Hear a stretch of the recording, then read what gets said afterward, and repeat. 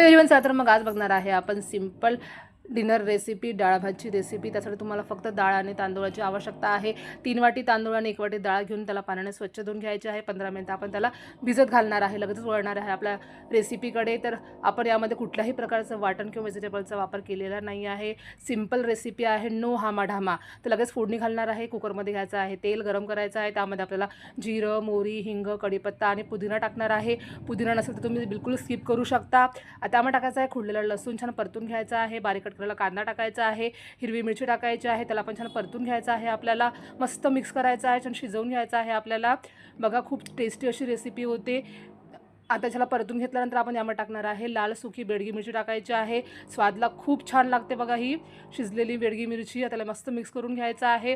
छान कांदा, लसूण आणि हिरवी मिरची शिजल्या गेली की त्यामध्ये टाकणार आहे आपण बारीक कट केलेला टोमॅटो टाकायचा आहे आणि टोमॅटोला मस्तपैकी आपण नरम होईस्तोवर शिजवून घेणार आहे, म्हणजे जेणेकरून आपला छान त्याची ग्रेव्ही झाली पाहिजे। बघा, खूप स्वादिष्ट अशी रेसिपी होते। मस्त टोमॅटोला शिजवून घ्यायचा आहे। टोमॅटो वस्तू शिजला गेला की त्यामध्ये टाकणार आहे आपण बेसिक मसाले, म्हणजेच तिखट, हळद, गरम मसाला, धनापूड, चवीनुसार मीठ टाकणार आहे। मस्त त्याला मिक्स करून घ्यायचं आहे। थोडंसं पाणी टाकणार आहे आपण मसाला शिजण्यासाठी। व्यवस्थित मिक्स झालं की त्यामध्ये टाकायचं आहे आपल्याला 1 चमचा सांबार मसाला। सांबार मसाला बिलकुल स्किप करू नका, यामुळे आपल्या भाताला खूप छान टेस्ट येते। बघा, मस्त मिक्स करून घ्यायचं आहे। आता त्यामध्ये टाकणार आहे आपण चिंचगुळाचं पाणी। मी चिंचगुळ आधीच भिजत घातलं होतं, त्याचे पाणी काढून चाळून मस्त ते पाणी मी टाकलेलं आहे आपल्या भातामध्ये। बघा, छान अशी ग्रेव्ही तयार झालेली आहे। व्यवस्थित शिजल्या गेलं की त्यामध्ये टाकायचं आहे आपल्याला डाळ आणि तांदूळ। आपल्याला हलक्या हाताने डाळ तांदूळ मिक्स करून घ्यायचं आहे। पाणी टाकायची गडबड करायची नाही आहे। तेलामध्ये छान आपल्याला डाळ तांदूळ जे आहे ते परतून घ्यायचं आहे, हलक्या हाताने परतायचं आहे, जेणेकरून आपले तांदूळ तुटले नाही पाहिजे।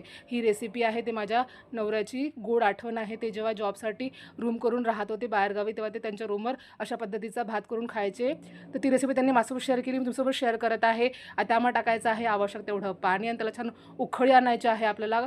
झाकण लावायची गडबड करायची नाही आहे। छान झाकण लावायच्या पूर्वी आपल्याला छानपैकी त्याला उकळी आणायची आहे। मस्त मिक्स करायचं आहे। अर्धा ग्लास त्यामध्ये पाणी टाकायचं आहे आपल्याला। बघा, अशा पद्धतीने त्यामध्ये आपल्याला कोथिंबीर टाकायची आहे, त्याला पण छान मिक्स करून घ्यायचं आहे। मग कुकरचं झाकण लावायचं आहे आपल्याला। नंतर 1 शिट्टी आपल्याला फुल गॅसवर आणि 2 शिट्ट्या आपल्याला डिम गॅसवर करायच्या आहे, जेणेकरून आपला राईस जो आहे ते खाली चिटकला नाही पाहिजे, जळला नाही पाहिजे आणि मस्तपैकी डाळीसकट आपलं राईस जे आहे ते छान शिजला गेलं पाहिजे। बघा, गरमागरम तयार आहे आपलं डाळ भात। तुम्हाला आजची रेसिपी नक्कीच आवडली असेल तर माझ्या व्हिडिओला लाईक करा, शेअर करा, कमेंट करा। नसेल माझ्या चॅनल तुम्ही सबस्क्राईब करा।